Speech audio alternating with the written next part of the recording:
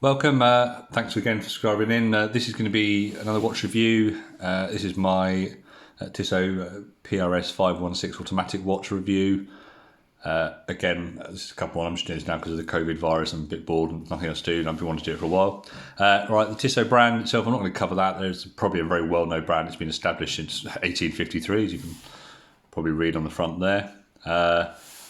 Yeah, they are owned by the Swatch company. They're sort of mid-levelish type one. You know, the Swatch own, Omegas down to flick flat watches. This sits in their middle brand of it. So we go from there. So again, don't buy watches for the boxes, but it's always nice to start with that. Get rid of that, don't need that. First things first, quite nice. Obviously, the colour scheme's nice, quite a solid box.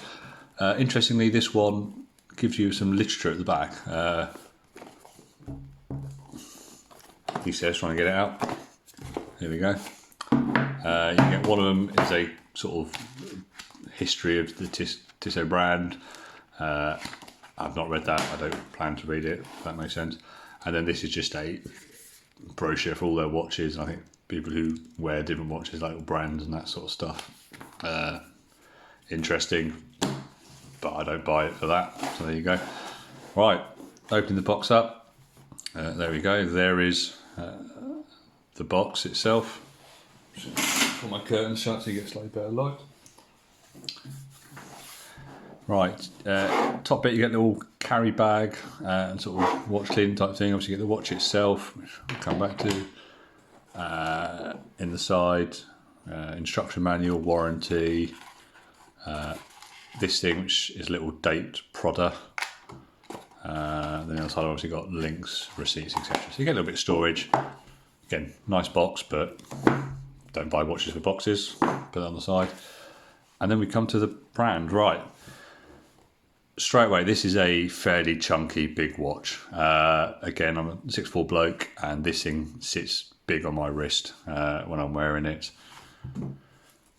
It's heavy. You can see there, it's a decent size.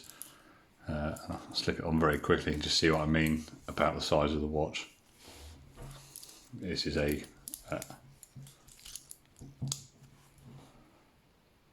chunky watch with a lot of but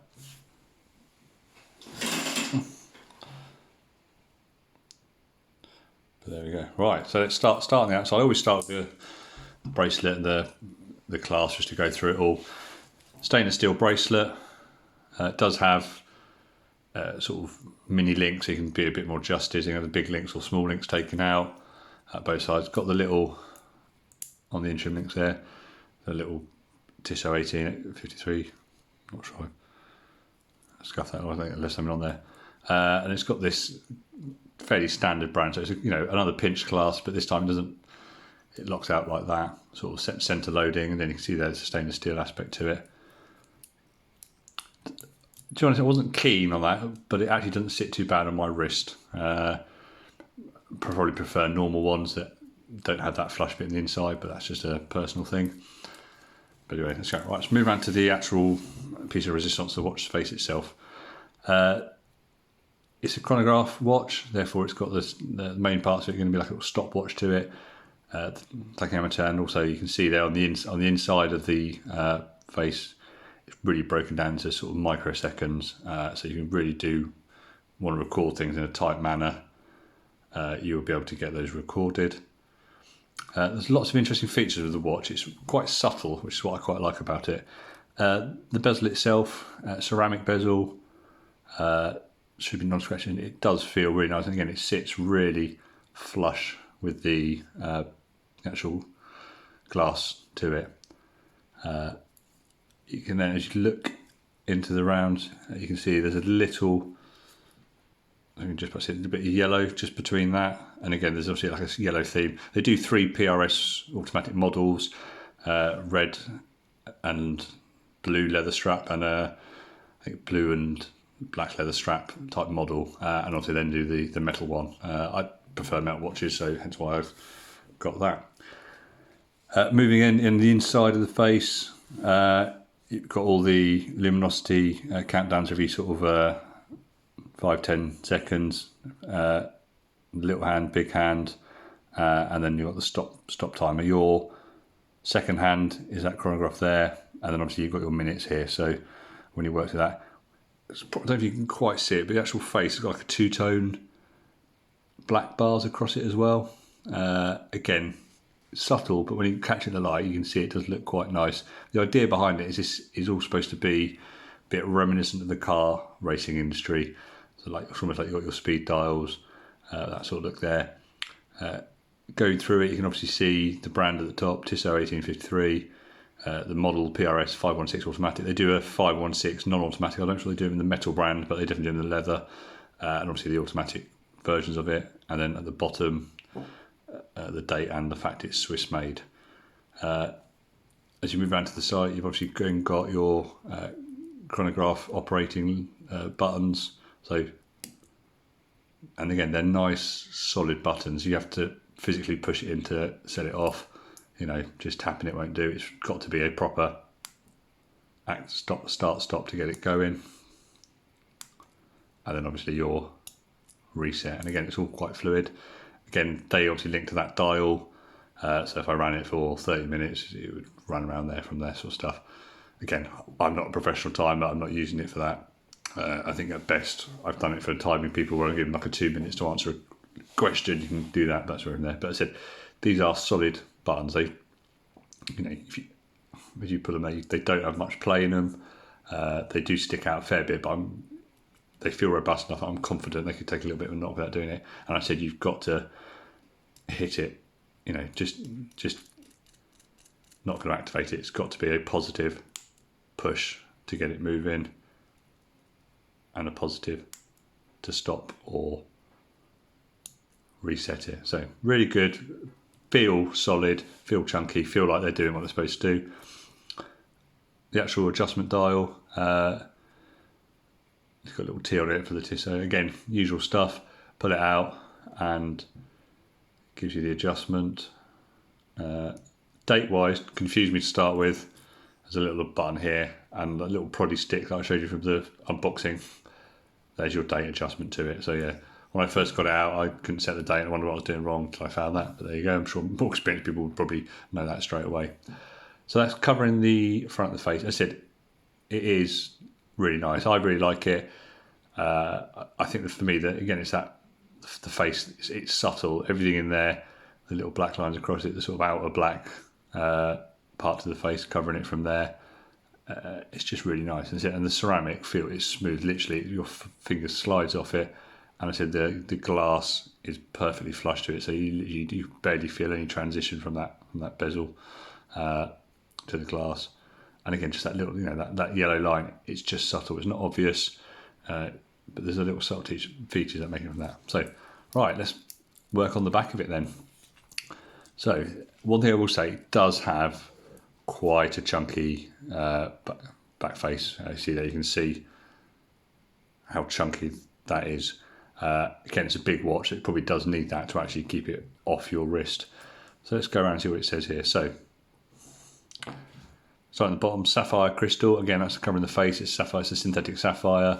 Should make it scratch resistant. Stainless steel. It's got the Tissot brand. Model number.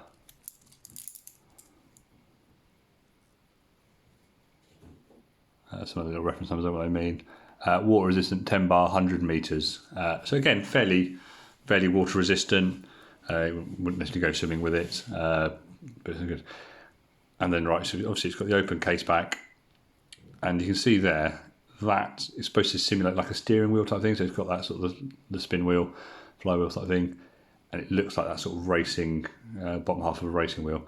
This one is really smooth. It literally, if you move the watch, it moves. I did another review a while back for a slightly cheaper brand, Sterling, and the mechanism there would, you know, it sometimes would stick as you move. This thing, there's no friction there at all. It's literally sliding as you move it. And again, you look at the solid inside, you can see there the metal. Hopefully you can see it. It's got like a real nice pattern. I'm trying to get it so it doesn't focus on that rather than there. You can see it's got like a real nice pattern to the movement. Again, they've obviously clearly engineered and worked on that. Now, movement-wise, It's the Valju, I want to say 750 move. It's used for a number of watches, not just this PRS. I think Hamilton use it. Again, Swatch and other brands use it in various different models, and obviously what they do is tinker and play with it. So I'd imagine like that flywheel with the Tissot bit, and looks like steer wheel is unique to this one. I'd imagine where they've... Sorry, I'm trying to get it so it focuses in. Let me just... that sort of detailing on the dial, I imagine that's sort of stuff that is unique to this watch, but the actual mechanism itself is that Valju. Now, there's a lot of reviews out there. It is a good movement. It said it's well used across that Swatch brand for this and other watches. So on the wrist, there we are. That's how it sits. I said it's a big watch. It is comfortable. The fact it's got that big thing under the big case back means it doesn't sit and press into my wrist too much. Performance-wise, yeah, I mean, I think I was checking it. I barely have to adjust it. If it's a second a day, it's probably something like that at most. No worse, no better than other watches. It is slightly noisier than some other automatic watches, but I think it's a really nice looking watch. RRPs for around 1700 direct from the website.